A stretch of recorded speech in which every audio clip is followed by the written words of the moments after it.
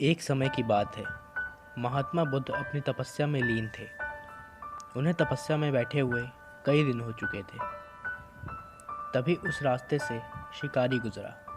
उस शिकारी ने महात्मा बुद्ध के बारे में बहुत सुना था। तो उस शिकारी ने महात्मा बुद्ध की परीक्षा लेने के लिए सोचा।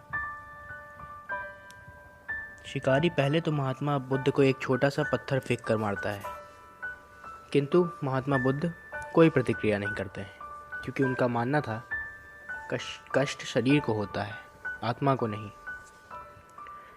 अतः शिकारी द्वारा फेंके गए पत्थर के कारण शरीर को कष्ट हुआ कि आत्मा को नहीं। शिकारी कुछ समय सोचता रहा, महात्मा बुद्ध कुछ प्रतिक्रिया करेंगे, किंतु महात्मा बुद्ध अपनी तपस्या में लीन थे। उन्हें कोई फर्क नहीं पड़ा। पुनः शिकारी ने पत्थर फेंका। वह पत्थर महात्मा बुद्ध की आंखों में जाकर लगा, जिससे उस जगह से खून बहने लगा। महात्मा बुद्ध को आभास हुआ उनके शरीर से रक्त बह रहा है, किंतु वह फिर भी अपनी तपस्या से नहीं उठे। शिकारी को गुस्सा आया और उसने पुनः एक पत्थर और महात्मा बुद्ध की ओर फेंका। महात्मा बुद्ध के शरीर से अब खून अधिक बहने लगा। इतनी पीड़ा महसूस कर महात्मा बुद्ध की आंखों से आंसू निकलने लगे। शिकारी ने महात्मा बुद्ध के पास जाकर पूछा, आपको जब मैं पत्थर मारा तो आपने कोई प्रतिक्रिया क्यों नहीं दी?